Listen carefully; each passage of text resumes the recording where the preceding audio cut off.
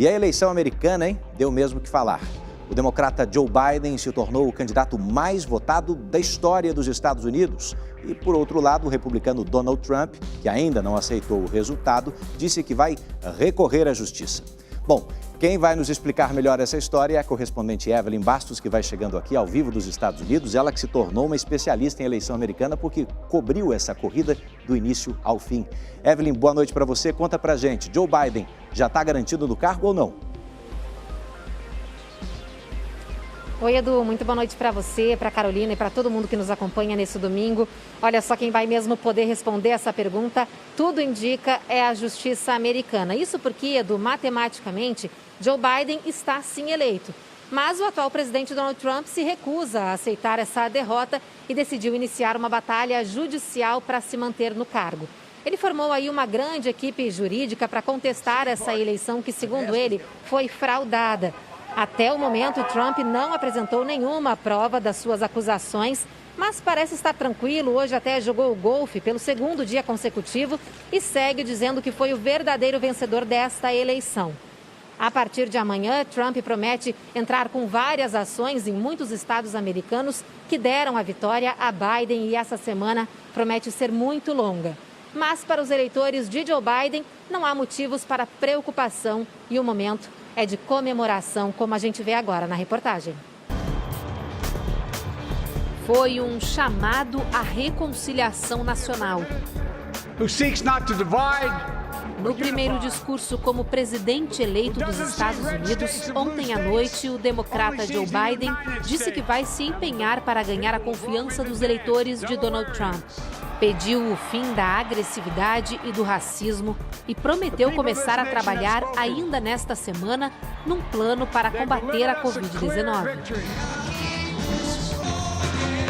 Milhões de pessoas saíram às ruas para comemorar a vitória de Biden.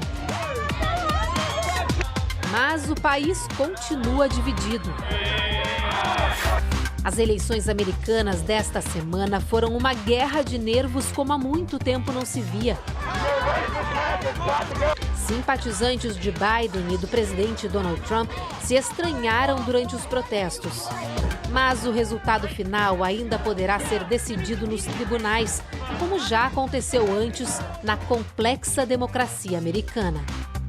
O morador temporário da famosa Casa Branca recebe um salário de $400 mil por ano, o equivalente a R$2.200.000. E o mais importante, ele acumula muito poder. O presidente dos Estados Unidos lidera o exército mais bem equipado do mundo e também a maior economia. Toma decisões que, na era da globalização, afetam de alguma forma a vida de cada habitante do planeta. Empresário bem-sucedido e bilionário, Trump sempre sonhou em ser presidente. Não pelo dinheiro, tanto que cumpriu a promessa feita durante a campanha em 2016 e desde a posse doou todo o salário para órgãos públicos e projetos sociais. Tudo indicava que Trump se reelegeria com facilidade, mas a popularidade dele caiu nos últimos meses pela forma como administrou a pandemia da Covid-19. E também como reagiu aos protestos do movimento Vidas Negras Importam contra o assassinato de pessoas negras consideradas suspeitas pela polícia. A campanha do ex-vice-presidente Joe Biden deu uma guinada de forma repentina e essa já é considerada a eleição com o maior número de votos da história. Isso é muito comum em momentos não só de polarização, mas de sensibilização do eleitorado, né? Que a participação seja mais intensa. Cerca de 160 milhões de eleitores votaram nesta eleição e 40% deles enviaram as cédulas antecipadamente pelo correio.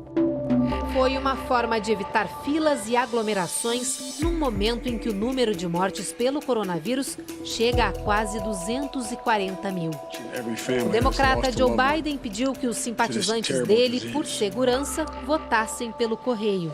Já o presidente Donald Trump convocou os eleitores a irem votar pessoalmente, alegando que assim evitariam fraudes. Isso explica o impasse que o mundo acompanhou durante a semana.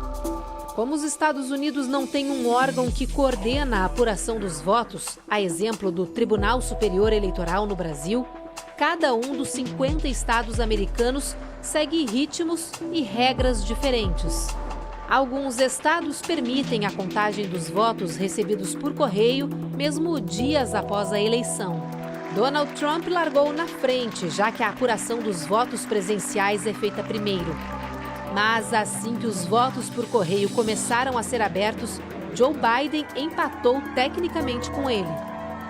A disputa ficou então concentrada em 4 estados-chave: Nevada, Pensilvânia, Geórgia e Carolina do Norte, justamente onde havia mais votos por correio para receber e computar. Joe Biden sempre manteve a liderança em Nevada. Trump estava na frente nos outros 3 estados. Mas na manhã de sexta-feira, o democrata ultrapassou Trump na Pensilvânia e na Geórgia.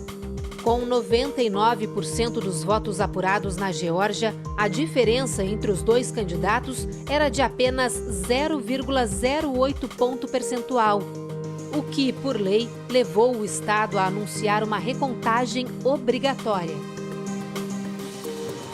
Advogados do Partido Republicano também entraram com uma série de recursos para pedir recontagem em 4 estados e para interromper a apuração dos votos enviados por correio, alegando que eles são ilegais. Trump foi à TV na quinta-feira à noite dizer que tinha ganho a eleição e que estava sendo roubado graças a um complô democrata.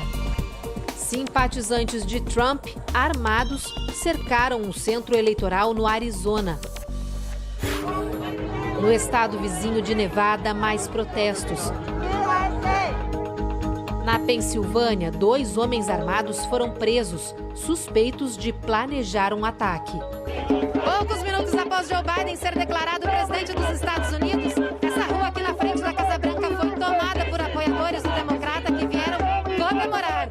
E o que a gente vê por aqui é uma verdadeira multidão. Todo mundo assim, fazendo uma grande festa e comemorando a democracia. Meu filho tem 11 anos e nos últimos 4 viveu num país onde o presidente dizia coisas embaraçosas. Por isso fiz questão de trazê-lo à comemoração, conta este manifestante. Este outro diz que a mudança está a caminho. Nos Estados Unidos, as eleições são indiretas. Diferente do Brasil, quem vence nem sempre é o candidato que recebe o maior número de votos populares, e sim aquele que conquista o maior número de delegados dos colégios eleitorais.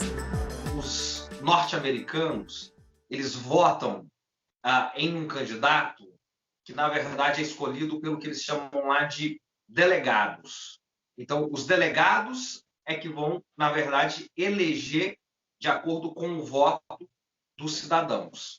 E o número de delegados, ele é representativo de acordo com a população de cada estado. No caso de Biden, ele ganhou em ambas as votações. Foi justamente a Pensilvânia que ontem garantiu a ele os 270 votos mínimos necessários para se tornar presidente dos Estados Unidos. Trump disse que não vai aceitar o resultado. Os recursos na justiça podem se arrastar por semanas. Advogado, Biden está na política há mais de 5 décadas. Aos 29 anos, ele se tornou um dos senadores mais jovens dos Estados Unidos. Entre 2009 e 2017, ele foi vice de Barack Obama, o primeiro presidente negro do país. Agora, aos 77 anos, se tornou o candidato mais votado da história e o mais velho a disputar a presidência. De quebra, fez dobradinha com Kamala Harris, a primeira mulher e negra a ser eleita vice-presidente dos Estados Unidos.